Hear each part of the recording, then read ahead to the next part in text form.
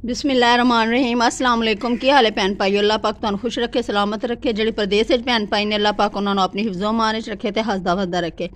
ए वेखो असी गाँव च आए हुए हैं तो मैं क्या गंदलां दा साग पकाना है तो गंदलां दा साग तुहानू वहानी हाँ।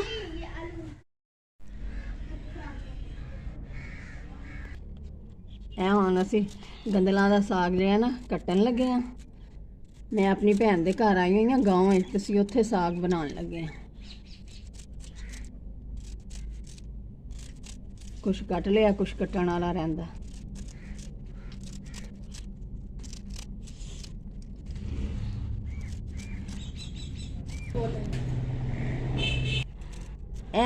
असी पालक भी पानी है। हुण मैं पालक कट ली है कुछ थोड़ी तो थोड़ी जिन्नी ने रह गई जी मैं कटदी पई है। पालक है सारी।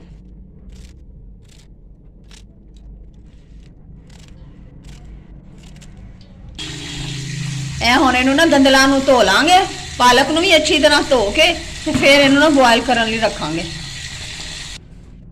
ਇਹ ਸਾਰੀਆਂ ਗੰਦਲਾਂ मैं धो लिया ने, धो के ते टोकरी च पा दित्तियां ने ते ए पाइया हरियां मिर्चां ने कट लियां ने, कट ला के अद्धियां अद्धियां हुण ए भी विच पावांगे। बंद ना आए वे ए वेखो एक पाइया हरियां मिर्चां ने। बिस्मिल्लाहिर्रहमानिर्रहीम ए मैं पा दित्तियां ने ते विच मैं पानी गर्म करके पतीले ते ना विच साग पा दित्ता सी। कुछ थोड़ा होर पाउण लगी। ਇਹਦਾ पहले पानी बॉयल करना है तो फिर बाद इतना साग पाना। गंदला पालक हरियां मिर्चां सारा कुछ पा देना है। हुण ये नमक पावांगे।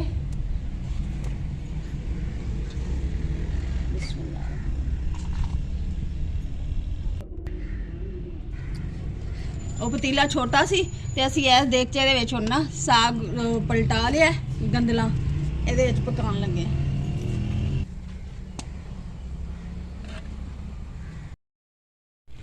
देखो साग जड़ा ना पानी बस खत्म होने वाला है। हाँ रात का टाइम है, हम इनू घोटांगे तो फिर तैयार हो जाएगा। बस पानी खुश्क होना।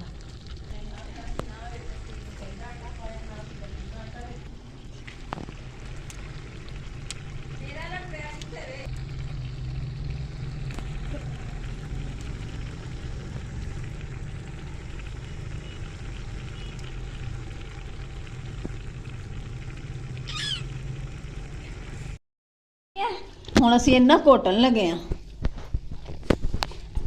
ਇਹ ਗਰਮ ਗਰਮ ਸਾਗ ਨੂੰ ਨਾ ਇਸ ਤਰ੍ਹਾਂ ਘੋਟੀਦਾ।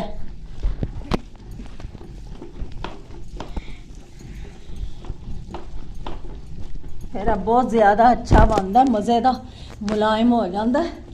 ਇਹਦੇ ਚ ਜਿਹੜੇ ਹੁੰਦੀਆਂ ਨੇ ਪੱਤੇ ਡੰਠਲ ਸਾਰੇ ਨਾ ਮਲੀਦਾ ਹੋ ਜਾਂਦੇ ਨੇ।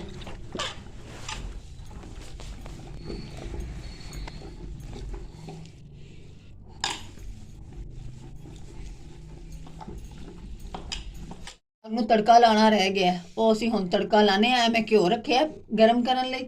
ਇਹ ਹੁਣ ਲਸਣ ਤੇ ਅਦਰਕ ਇਹਦੇ ਵਿੱਚ ਪਾਣੇ ਆ।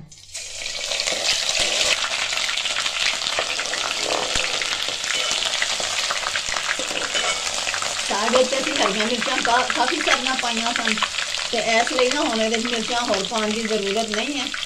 ਤੇ ਇਹ ਲਸਣ ਤੇ ਅਦਰਕ ਮੈਂ ਪਾ ਦਿੱਤਾ ਹੈ। ਇਹਨਾਂ ਗਰਮ ਬਰਾਊਨ ਕਰਨੇ ਆ ਕਰਕੇ ਤੇ ਫਿਰ ਅਸੀਂ ਵਿੱਚ ਸਾਗ ਪਾ ਦਿਆਂਗੇ। देखो होना ब्राउन हो गया लसन।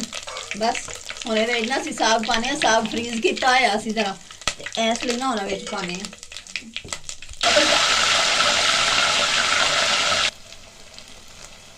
साग नूं तड़का ला लिया। देखो माशाल्लाह कितना अच्छा साग बनया, मुलायम ते लजीज। नमक थोड़ा घट सी तो मैं नमक पा दिता है। नमक तो जो बॉयल किया उदों पाया सी, लेकिन फिर भी हम जो थोड़ा आ गया तो चख के फिर होर पा लिया।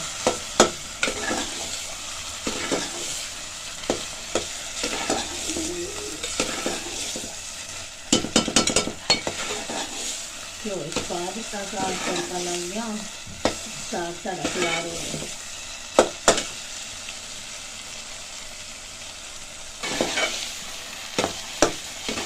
घ्यो भी चंगा सारा पैदा, थोड़े घ्यो ना ना स्वाद नहीं आता। ज़्यादा घ्यो पाना पैंदा फिर मज़ा आता। देखो साग तैयार हो गया। मैं डिश आउट कर दिता है। ਤੇ ਅਗਰ ਤੁਹਾਨੂੰ ਸਾਡੀ ਵੀਡੀਓ ਪਸੰਦ ਆਏ ਤੇ ਵੀਡੀਓ ਨੂੰ ਲਾਈਕ ਕਰਨਾ, ਚੈਨਲ ਨੂੰ ਸਬਸਕ੍ਰਾਈਬ ਕਰਨਾ ਤੇ ਜ਼ਿਆਦਾ ਤੋਂ ਜ਼ਿਆਦਾ ਅੱਛੇ ਕਮੈਂਟ ਕਰਨਾ ਤੇ ਵੀਡੀਓ ਨੂੰ ਸ਼ੇਅਰ ਕਰਨਾ। ਅੱਲਾ ਹਾਫਿਜ਼।